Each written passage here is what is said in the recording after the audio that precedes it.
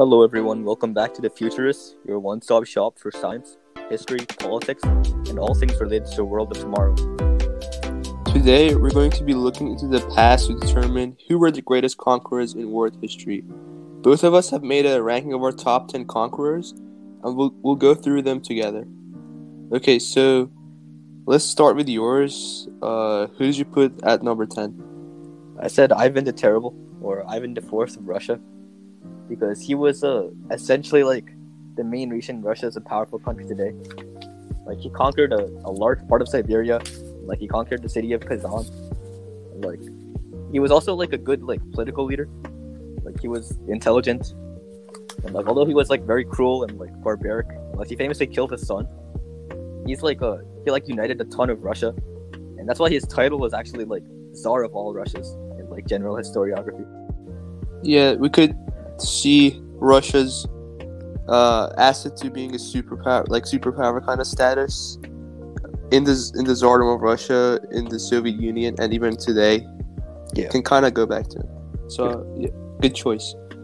Yeah. So at number 10 for me, I put Ashurbanipal, the former emperor of Assyria. So Assyria had the new Assyrian Empire was the largest empire the world had ever seen until that point in history. We're talking about 700 BCE, before the Common Era. So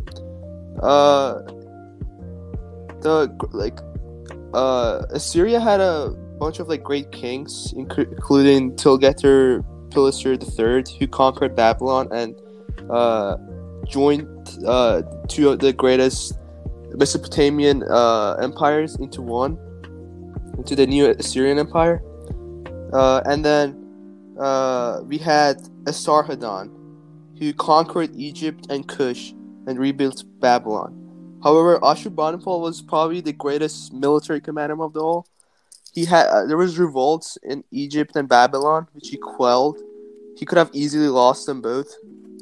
And he also had the greatest library in history until that point in time, and only the Library of Alexandria surpassed it with 100,000 books in its time.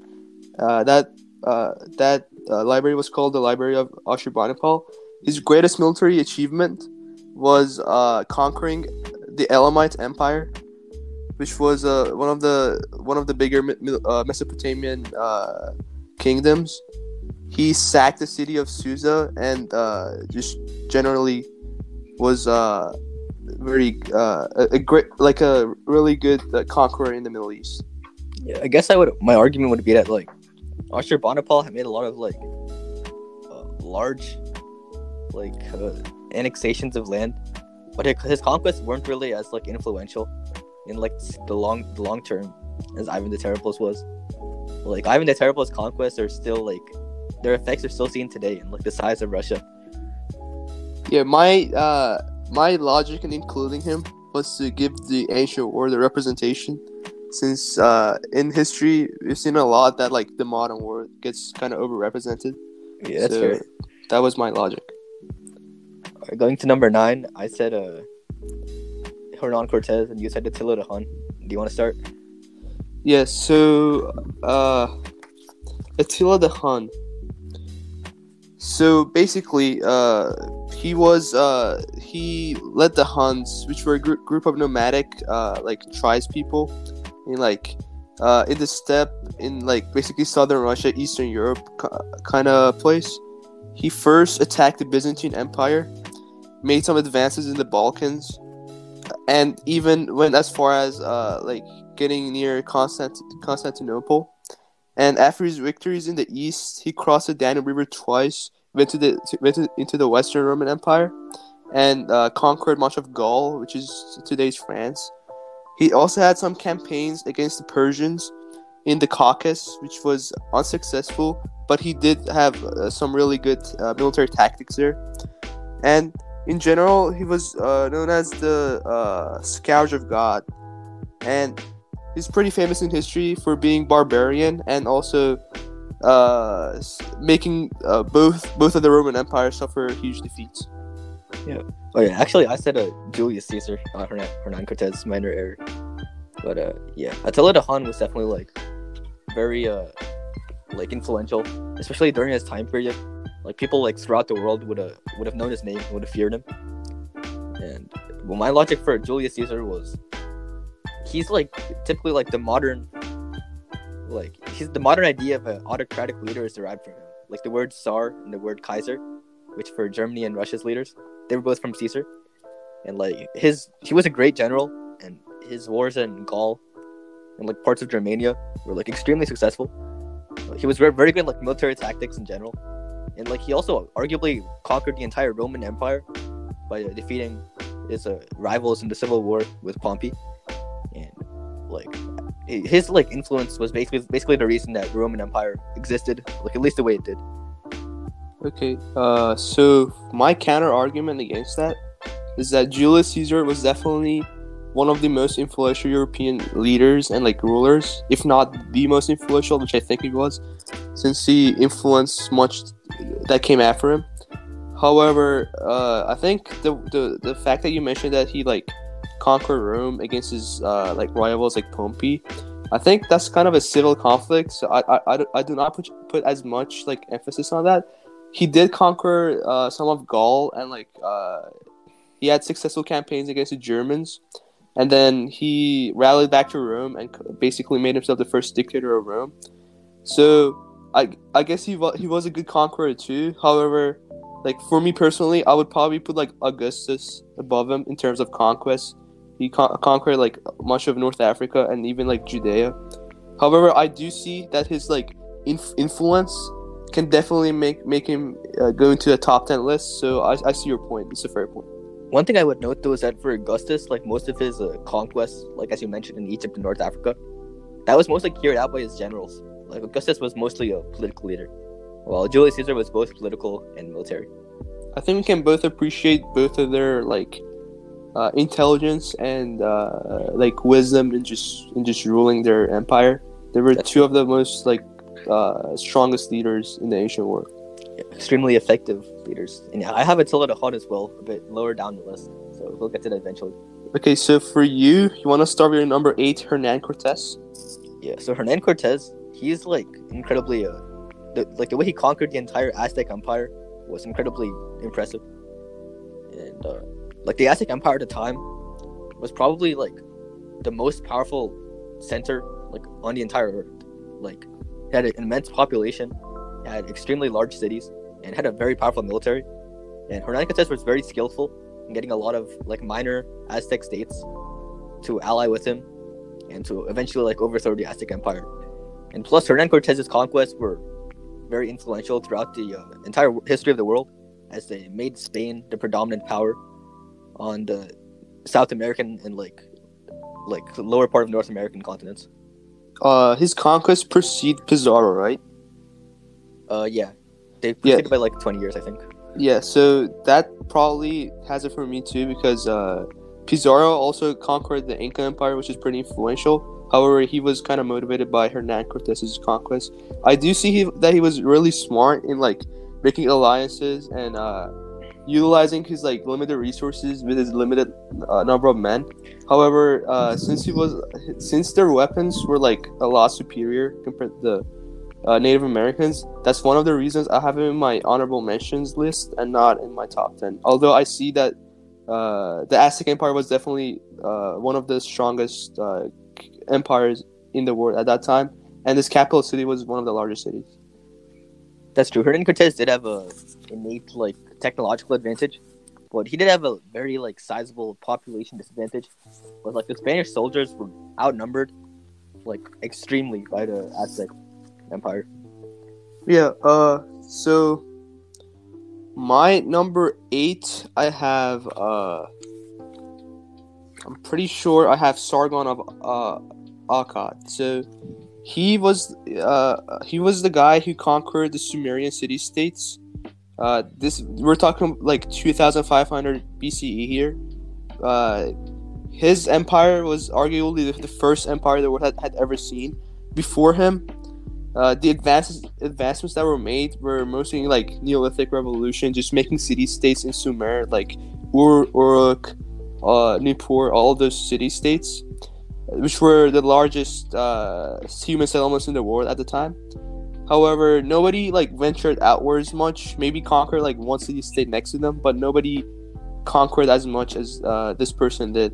And he like basically was probably the first person who made a step into globalizing the world. So his conquest also stretched to the Levant, and he connected his empire to the Mediterranean Sea.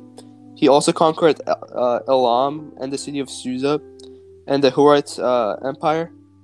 I mean, Hurrite kingdom, and his title was King of the Universe. And although that's a stretch, in 2500 BC, they did not really know what the extent of the universe was. So all the city-states they knew, he conquered them. So that's my reasoning for putting him in my top 10 list. Yeah, what I'd say is that like Sargon, I definitely understand putting him on the list just for the fact that he was the first empire. At the same time, his conquests are kind of like short-lasting, and they also didn't really like have much of an impact on world history. I mean, I guess other than like defining the idea of an empire. Yeah, like in the Mesopotamian world, he was seen as an idol, like for the later conquerors. So like Sargon II of Assyria, his whole approach to conquering was literally modeled after Sargon, and that's like 2,000 years later. So yeah, that's true. And one interesting fact about him was that like he started out as just a cupbearer to a different king before he became an emperor. Yeah. So at number 7, you have Attila the Hun. I had him at number 9 in my list. You want to elaborate why you put him higher, and what are your reasoning for that? I think out of all the like nomadic emperors, like or nomadic leaders that didn't create like a political empire or anything, Attila would definitely be the greatest one. Like he was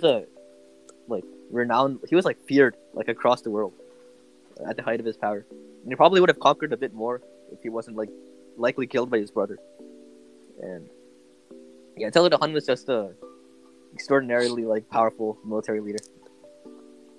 Yeah, I agree. So at my number 7, I have Justinian, the former emperor of the Byzantine Empire.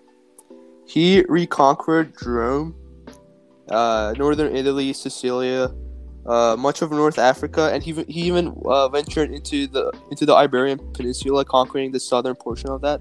So after Rome had its great divide and was divided into the Eastern Western Roman empires, the city of Rome was never part of the Byzantine Empire, the Eastern Roman Empire. Constantinople was his capital. So it was very notable that he did this. He also was a strong ruler. He made the Byzantine strong again after like a couple years of decline. And his wars with Khosrow I of Persia on the Eastern Front were also notable in history. They were like they generally have like really interesting like plots to them. And yeah, he also made the Hagia Sophia, which is one of like the most notable places in the world today. It first started at the Orthodox Church and is now turned into a mosque, I think. It's in modern day Istanbul. Yeah, he kind of like made Rome great again. Yeah. Yeah, Justinian was a great leader, both like militarily and like politically and culturally. He had like a huge influence. Like I think Christianity as well. Like he's revered as a saint. Yeah, in Orthodox Christianity, I'm pretty sure he's revered as a saint. Yeah. So okay. So for number 6, do you want me to start? So you said Napoleon. Yeah. I said Kalian Ibn Alwaleed. So we both have them later on your list. Yeah, so let me start with this one. So Napoleon, he conquered most of Europe, basically. He was first involved in the Revolutionary War in France. He had a military campaign in Egypt, although it was unsuccessful. It did have some like nice results, such as finding the Rosetta Stone, which kind of made Egyptology a thing. And I think you would agree with me on this. If he'd like conquered like North Africa or like places in Asia, he would probably even rank higher. So yeah, he became the first consul of France, under the new Republican government. However, he did turn into a dictator later. But he did spread liberal ideas in Germany, Prussia, Switzerland, and he had I think one of the most victory counts of any general in history. He was probably the most tactically genius general in history. His Battle of Austerlitz, I think the Battle of Three Emperors, as it's called, is probably his greatest victory, and some other victories such as the Battle of Leipzig. However, at the end, he lost at the Battle of Waterloo, and he was exiled. And he did fight against Austria-Hungary, Russia, the Portugal kingdom, and most notably England. So I think the only reason why I didn't put him higher is because his empire was kind of short-lasted, and ended in defeat. But just based on tactical genius and military victories, he would probably rank him in higher. Yeah, I would probably argue that Napoleon should be a bit higher. Well, I'll talk on that when I get to him in my list. So I said Kalian Ibn Alwaleed is at number 6. This is one of the greatest generals of the Rashidun Caliphate. He was very influential during Islam's very early years in spreading it across much of North Africa and the Arabian Peninsula. And he won a tremendous amount of battles, and it said that he actually never lost a battle. He was completely undefeated. And he's known as the Sword of Allah, that's his nickname. And yeah, he was feared and renowned, and he's not as well known as some of the other people in this list. But his influence on world history is arguably greater in making Islam a world religion. So you put him in number 3. So, yeah, I did. So I'll talk about that when I get there. But for now, we can advance to number 5. So at my number 5, I have Alexander the Great, who you have at number 1st, and your number 5 is Tamerlane, which I believe I have at number 4. So you could start with Tamerlane if you want. Yeah, so Tamerlane was a Mongolic or Turkic emperor, not emperor, conqueror. He was probably related to Genghis Khan. He was the major leader in Central Asia and Iran, and he conquered much of the Middle East. He's said to be the last of the great steppe leaders from the Central Asian region where Mongolia is from. But he was able to create a large empire which contained 5% of the world's population. And this was during a time where a lot of the world's population was also very widespread. He was said to be extremely rich, and he was feared even in Europe. And yeah, so he was very influential in also spreading Islam around the world. Yeah, I agree with all those points. I have him a bit higher, and I argue why next. But for my number 5, I have Alexander the Great. So obviously, he captured basically 95% of the Persian Empire from Darius III, except for small regions in the Caucasus and Cyrene and Cortes. He reconquered Egypt. He was he basically conquered the world's first superpower. Although it was declining, the first Persian Empire was the largest the world had ever seen until that point, and Alexander conquered as a whole. His first campaigns were in Thrace and Illyria, where he basically just completely captured all of the Balkans, and then he I think burned Persepolis, the capital of the Persian Empire, after he went there. However, I think despite his military victories, his other main factor for being this high on the list is probably spreading the Greek philosophy and making 20 Alexandria cities, one of which in Egypt would become one of the most notable cities in the world with the largest library. And his successors in the Ptolemy, I think, is that how you pronounce it? Yeah, Ptolemy. And Seleucids, he basically Hellenized the world as far as India, Bactria, Parthia, all those regions had some Hellenistic influence, which is notable on the list. So yeah, as you said, I have him in first on the list, so we can get to that later down the line. Yeah, I argue he's one of the Western world's idols and leaders too. So yeah. So for number 4, I have Tamerlane. I'll start with that since you already kind of covered him. So a notable fact about him is that he was undefeated.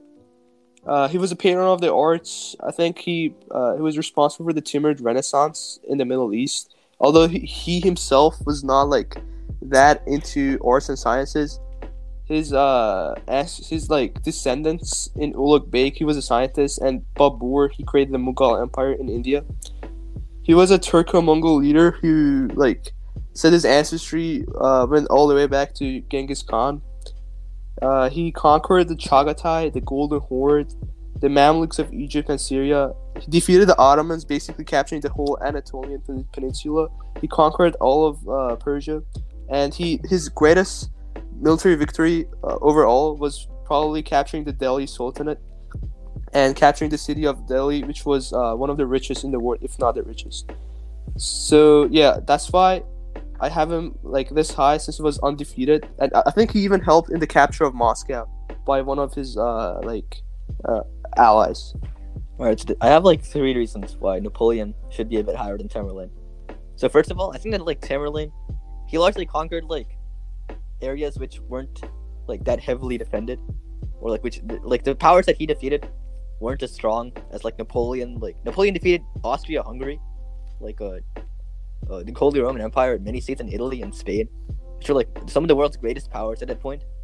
And he defeated them in a time period of like 10 years, which is kind of incredible. And he also like tactically, he was incredibly like brilliant.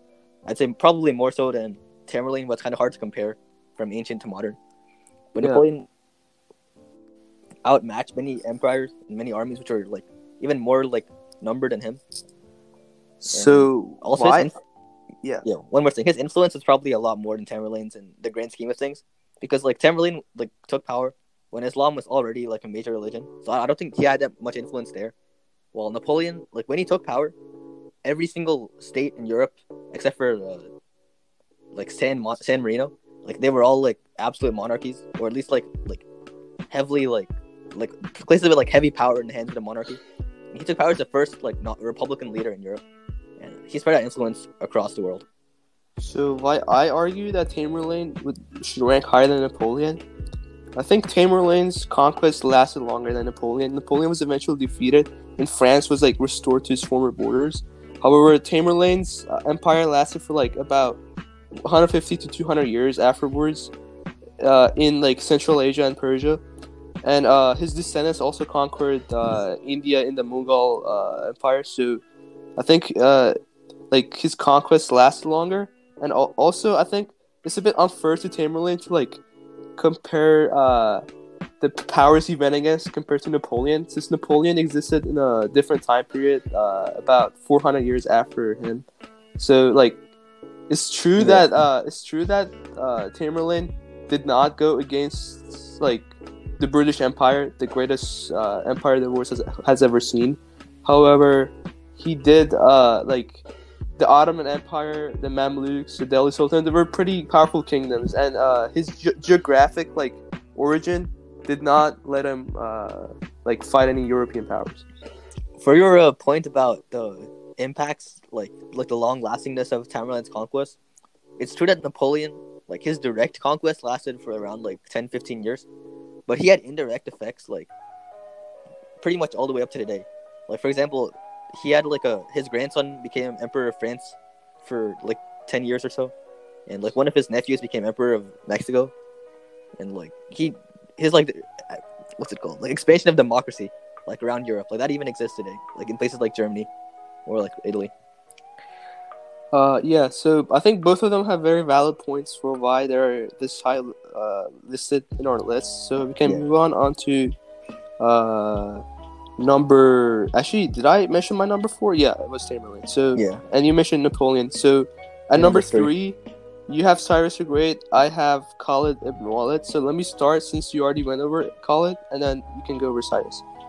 So for Khalid Ibn Alwaleed, he was the like Islamic Wars like probably greatest general ever under the Islamic prophet Muhammad and his successors in the Rashidun Caliphate, Abu Bakr and Umar. So he was okay. So the two greatest powers at the world at that time were the Byzantine and the Sassanid empires. Those two empires were fighting each other for more than 400 years.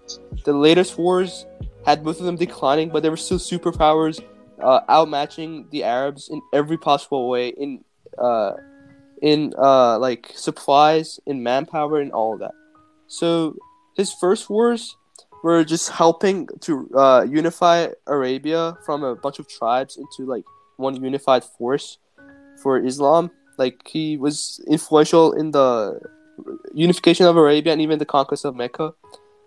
Then his greatest military conquests were in the Levant, capturing cities from the Byzantine Empire, reaching all the way up to Anatolia, like modern day Turkey, and also in the Sassanid Empire in Iraq.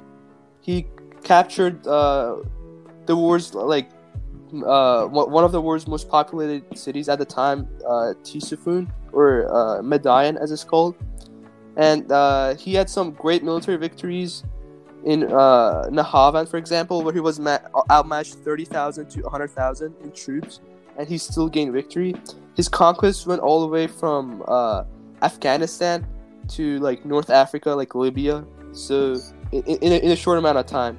And he was undefeated, as you mentioned. So that's why I have him this high on the list. I also think he's influential in the spread of Islam as one of the world's major religions, just in general. So that's why I rank him this high. Yeah, definitely one of like the most underrated conquerors, and like definitely like as you said, one of the most influential ones. And yeah, I put Cyrus the Great in number 3. Cyrus the Great was the founder, like main like leader of the Persian Empire, Achaemenid Persian Empire. He's famous for defeating the Medians and the Lydians. The Lydians especially were extremely rich at the time. He was able to totally destroy them and plunder them, making the Persian Empire one of the greatest empires ever. He also defeated the Babylonians, and he famously freed the Jews from Babylonia, which is mentioned in many religious texts. And yeah, Cyrus the Great was probably the creator of the world's first superpower. And yeah, the Persian Empire also lasted for a long time, like after his death, and was influential for centuries to come. Yeah, so I have Cyrus at my number 2, so I'll just continue by adding on to that. So the reason why I had him this high was not only for his military conquest, but also for the way he treated like the people he conquered, which was novel at the time. So first off, he conquered the Median Empire from his grandfather Astyages. He was like, when he was born, his grandfather ordered him to order people to kill Cyrus, since he had like a vision that he might overthrow him, but that never happened, and he actually did overthrow him. And Cyrus went to Lydia, conquering the city of Sardis, one of the richest in the world. However, he did not kill the leader of Lydia, as was a common practice at the time, Croesus. He actually made him counsel and used his advice in conquering Babylon later. He was one of the first military leaders that used propaganda to conquer other places in conquering Babylon. He had like a couple years of just propaganda against Babylon. He said that he would respect the city's god, Marduk, I think, and not enforce his religion on the people. He was actually welcomed with open hands in that city, since the ruler there was a absolute tyrant. And later on, he created his capital at Pasargad, and he's viewed pretty positively in religious texts in all Abrahamic religions, as he freed the Jews and also had religious freedom by the standards of the time in his empire. I think Alexander the Great visited his tomb about 250 years later when he conquered Persia. So that shows that he was of much influence to the world, and he did create the world's first superpower, arguably. So you have number 2. You have Genghis Khan, if you want to elaborate. Yeah, so Genghis Khan was a Mongol chieftain who expanded the territory.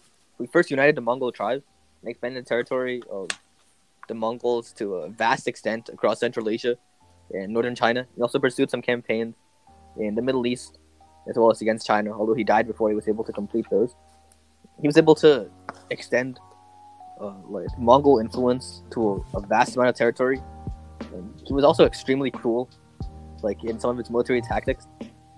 Famously, he was said to throw the bodies of diseased soldiers over enemy walls in order to spread a disease to them. Arguably an early version of biological warfare. Okay, so Genghis Khan, I have him at first place, since I thought, first of all, his land conquest was the largest out of everyone, was twice the size of Alexander the Great's, and contrary to popular belief, it actually had significant population. It was 16% of the world's landmass, and 110 million people lived in it, which is 25% of the world's population. So it is true that he did not conquer all of China. He only conquered the northern part of it from the Jin dynasty and also with the Western Jia dynasty. He did capture the city of Beijing, and he laid a foundation for his successors to move down and conquer all of China. On the western part of the empire, he attacked the empire of Khwarezmia. So he sent a diplomatic mission to the Kharaz Shah Muhammad II. And after he killed, some border guard killed the Mongolian diplomats and traitors, he was enraged and attacked Persia, conquering the cities of Bukhara, Samarkand, Herat, and most notably Nishabur, which was one of the top 5 world's most populated cities at the time.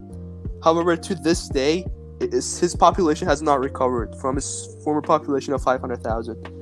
He famously did not even let the cats and dogs in the cities live, making minarets of people's heads like skulls. So he was pretty cruel, as you said. However, even though he did not by looking at a map, he did not conquer all of Persia. He basically defeated most of the Persian army, and laying the foundation for the rest of the empire to be easily defeated. And it is true that he did not personally venture into Europe. However, he sent reconnaissance campaigns with his sons to the Kievan Rus, Caucasus, and those regions and Crimea. So they actually had some campaigns during his lifetime against those kingdoms, and later on, with the knowledge he gained, he laid the foundation for his successors to conquer those areas as well, making them largest continuous land empire in the world. So that's why I have him at first, and he was also pretty significant for connecting Eurasia and making the Silk Road significant again. Although the Mongolians did not have much culture of themselves, their influence was still pretty influential, as their empires lasted long and influenced some of the other conquerors in the list, such as Tamerlane, which we both have in our top 5 list actually. So that's why I have Genghis Khan at first. And do you want to elaborate on why you have Alexander the Great at first, and what qualities you see in him that make him surpass Genghis Khan? Yeah, that's pretty interesting. Minarets made of skulls. It's pretty brutal. And yeah, so Alexander the Great. So I think that on both of our lists, we have people here for different reasons. We have some people here for historical significance, Sargon, or Julius Caesar. We have some people here for cultural impact, like Khalid ibn Alwaleed. We have some people on here for military tactics, like Napoleon. Alexander the Great, he just combines all of this, and he essentially characterizes all of these attributes in a perfect way. He expanded cultural influence incredibly far. He spread the philosophy of Aristotle, Socrates, and Plato, all the way to India. In India, they have Greek coins in some places because of Alexander's conquest. But his tactical brilliance is also undeniable.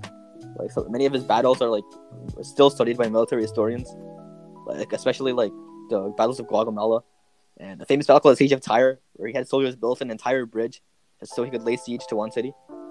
And it's also the way he conquered the entire Persian Empire, which at the point was the world's superpower, as we already mentioned, conquering around 40% of the world's population. Was incredible. And throughout his empire, he probably had the most percentage of population of any conqueror that we have on our list. And yeah, and also he his political strengths were also very relevant, because he was able to unite a large amount of territory, and although his successors did not maintain this territory during his lifetime, he was able to. And yeah, so my reasons for why I put Genghis Khan above Alexander was that they conquered like way more. Even though it's true that Alexander the Great conquered the world's like only superpower at the time, and like as you mentioned, it was like about, some estimates say it was up to 40% of the world's population. The Mongols conquered way more landmass in like with as underdogs. So it's true that the Greeks were a bit like inferior military-wise to the Persians at the time, but they actually beat the Persians in the Greco-Persian wars earlier. They never could have actually ventured into the Persian land at that time. They were successful at defending themselves, but still, like, the Greeks were pretty advanced military-wise. My argument for why Genghis Khan should be put above is that Mongolia was not a significant cultural or political place before Genghis Khan entered the world. It was just a bunch of like nomad tribes, like how we see like some island nations like Fiji now. Like, it was like pretty insignificant, and he made as underdogs with a much lesser equipped army and much less man. His military tactics led him to make the world's largest empire until that point.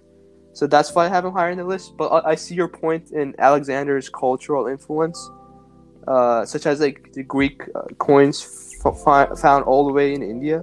Yeah. So I think I would like. Okay, so I would like. I think both of those are fair. Yeah. 1 second. So I think both of those are fair. It just basically shows the way we look at how we should like rank these conquerors. I think we both see the facts here. I think we just are disagreeing over what to count as a great general. Yeah, one thing I would disagree with in what you said is like your analysis of Genghis Khan's like landmass, because while that's true, I don't think that matters as much as the population which Alexander conquered, because like a lot of the landmass which Genghis was able to conquer was mostly just hills and like mountains in like Central Asia, and it wasn't really like the capital of the Persian Empire is like Alexander conquered. But yeah. So my counter argument to that point would be that the percentage of the Persian Empire's population as a percentage of the world's population is like subject to like a massive debate. So we have estimates as low as like 12% and estimates as high as like 48%. So that's like pretty significant deviation. So Genghis Khan we're pretty confident it was 25% of the world's population. Alexander's could be way greater, the same, or even slightly less. So that's why I didn't like focus on population as itself, and also the empire that Alexander conquered. All of that population you're mentioning was in one empire, with like the same military tactics used.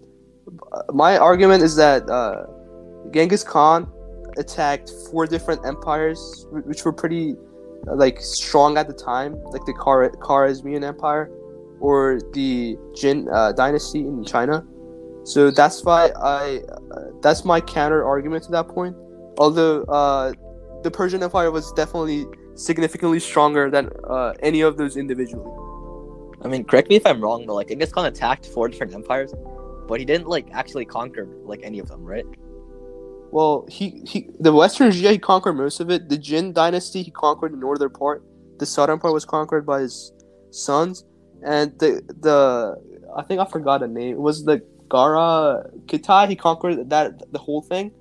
The only empire he conquered like only a small portion of were the Khwarezmian Empire. However, as I mentioned, like he basically defeated most of the Persian army. Like in modern day Iran, Genghis Khan is credited as a person who conquered all of like Persia. Since like the largest cities at the time were in the region called Khorasan in the northeast, and he conquered that region. So the West was like a bit less significant city and like population wise. That makes sense. Oh yeah, one more point I'd add to Alexander the Great would be like I think Genghis Khan died in his 50s or 60s. I'm not entirely sure, but Alexander the Great did like all of his massive conquests across the world, and he died at the age of like 33. Like it's very likely like he would have conquered like even more if he hadn't died that young. And like, well, we can't count that as like that's hypothetical. Like the fact that he was able to conquer so much in such a short period of time, like that adds to his value. And that's pretty impressive. Yeah, that's impressive, but I also argue that his upbringings had a role in that, like that he was able to conquer so much as a young person. So Genghis Khan, he was not born into like a royal family. He first had to unite all the Mongolian tribes before he could advance. And even though, as you said, the population of his empire might have been lower, the significant landmass and geographic barriers he had to face made it difficult to conquer even more during his time. However, Alexander, he was born into nobility. He was the son of Philip II of Macedon, I think, and he was taught by Aristotle as a young person. So although I definitely believe that if Alexander survived past his 30s, he could have maybe conquered some of India, some of northern Africa, maybe go into the Kushite kingdom in the south of Egypt, or even venture more into Europe. I think like it's kind of unfair to compare their ages to Genghis Khan a bit. Maybe I'm wrong though. I mean, I would say that like, although Philip II of Macedon was like, of course, like he was a king. Like Macedon wasn't like a major power at this time at all. Like it was maybe like I guess you can compare it to like, I don't know, like Kenya or like. But no, but he did conquer Athens and Sparta, right? Philip II. Yeah, he did conquer a lot of areas in Greece. Like if you compare that to the enormity of the Persian Empire at the time, it stretched from like Turkey to like Pakistan. Like he was still definitely like a massive underdog in like all of those battles. Yeah. So we've finished our conversation on the top 10 list. So now we can go into the honorable mentions. So it's hard to just find 10 people who were the greatest military conquerors of all time, since there's a lot more in history in all regions of the world. So we have do you want to start with a couple of them and I can continue? So we have Augustine and Hitler at first. Yeah, sure. So we're just gonna like quickly go through these. So Augustus, he was the first emperor of the Roman Empire. He was famous for conquering Egypt and a lot of areas in North Africa, I believe, some areas of Europe.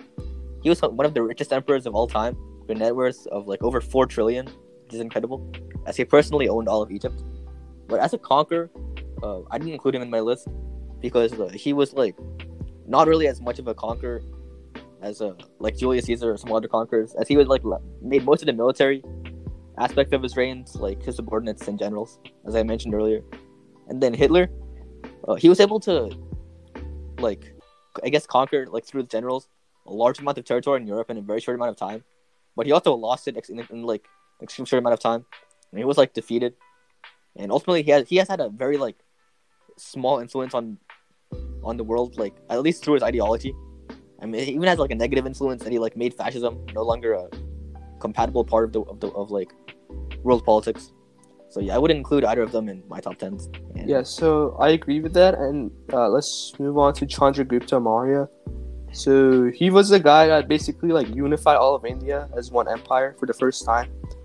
And I'm pretty sure, correct me if I'm wrong, but I'm pretty sure he ventured past the Indus River into like the modern day like Pakistan regions, and even more south in India to like the southern India regions. So he was like the first great Indian empire. He founded that empire, and I think that deserves him a spot.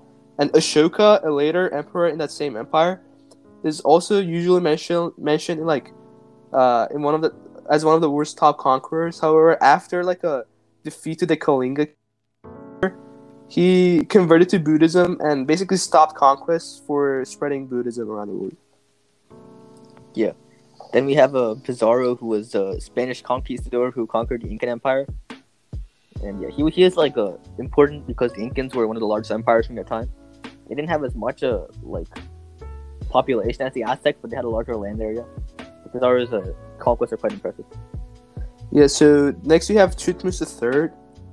In the Hittite and versus Egyptian like battle, he conquered a lot of cities in Judea, like modern day Syria, Levant. So he was probably one of the first Egyptian kingdoms to venture past the continent of Africa into Asia and the Middle East. So he significantly expanded the borders of the Egyptian kingdom. Yeah, and then Kublai Khan, we also wanted to mention. He was like a descendant of Genghis Khan. I believe he was a grandson who conquered a large part of China. Yeah, I think most of the Genghis Khan children and like descendants deserve actually like most of them probably deserve a